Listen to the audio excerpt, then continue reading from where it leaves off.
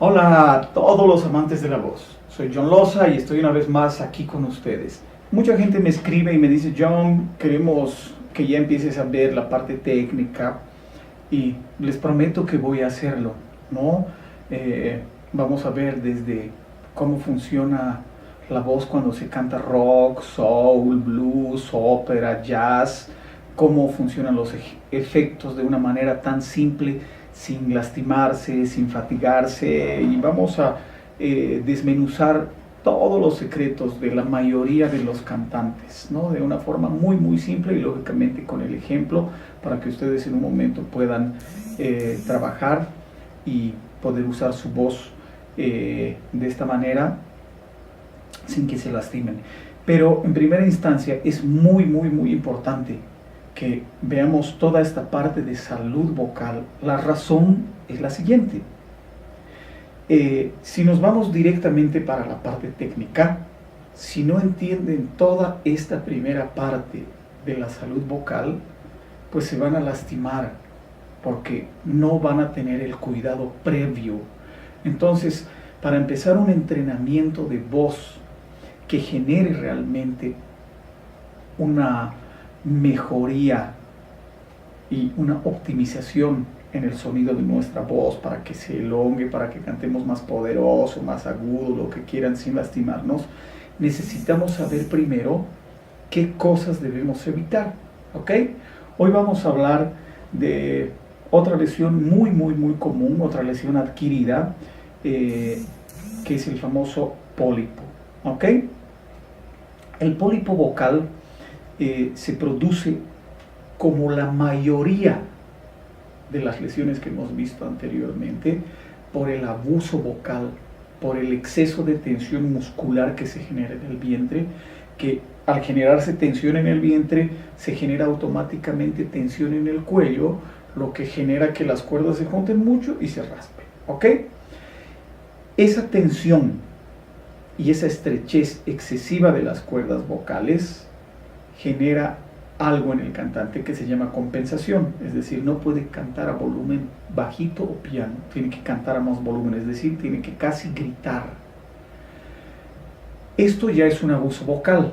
Aparte, obviamente, que si le añadimos el cantar por 5 horas cada noche, 3 o 4 veces a la semana, fumar, desvelarnos, obviamente pues tenemos muchas posibilidades de producir un pólipo en la cuerda vocal, ¿ok? Generalmente el pólipo es unilateral, es decir, es en una sola cuerda, pero hay casos en los que se producen en las dos cuerdas. Existe el pólipo angiomatoso, que es el más común normalmente y que es de color muy rojito, ¿ok? Y existe el pólipo edematoso, que es un poco más pálido, ¿ok? Ambos, lamentablemente, requieren de cirugía.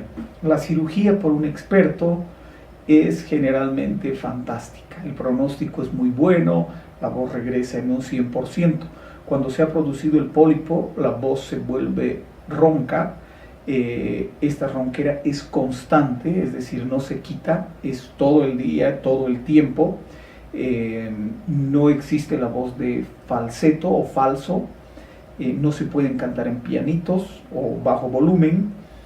Esa ronquera es como más o menos, y obviamente acompañado de una disfonía muy fuerte, ¿ok?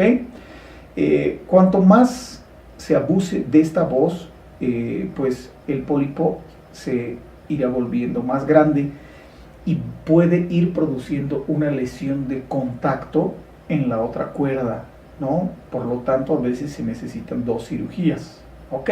Entonces, es importante tener este cuidado. Una vez que se ha tenido esta cirugía, es importante hablar con el otorrino. Lo más aconsejable cuando hablen con su otorrino especialista es que la operación sea con instrumental frío, es decir, con un bisturí. La cirugía con láser no es la más aconsejable porque por la termocoagulación puede producir luego una cicatriz en la cuerda y esto pues genera ya una disfonía constante que no se puede solucionar generalmente ya ni siquiera con otra cirugía, ¿no? Por lo tanto, un buen otorrino, un experto que opere con instrumental frío, va a dejar nuestras cuerdas vocales al 100%. Luego de la operación, el otorrino recomienda 5 días de reposo vocal absoluto. Después de los 5 días de reposo vocal absoluto, ya se puede comenzar a hablar y se necesitan entre 4 a 6 semanas de reposo de la voz cantada y de rehabilitación del problema funcional. Esto es muy importante. La rehabilitación funcional de la voz se debe hacer antes de la operación para quitar las tensiones, los excesos, el exceso de volumen y todo esto para que no se produzca nuevamente. Si no tenemos una rehabilitación previa a la cirugía, no vamos a quitar el mal que está produciendo la lesión. Es decir, el pólipo no es una enfermedad, no aparece como la gripa, ¿ok? Aparece por un abuso excesivo de la voz, por exceso de tensiones y todo. Entonces, primero, el especialista de la voz debe corregir ese problema funcional, entrar a la cirugía y después del descanso de las semanas que vea el otorrino que se necesitan, se debe empezar una terapia de rehabilitación funcional de la voz para que la voz empiece a recuperar de manera increíble.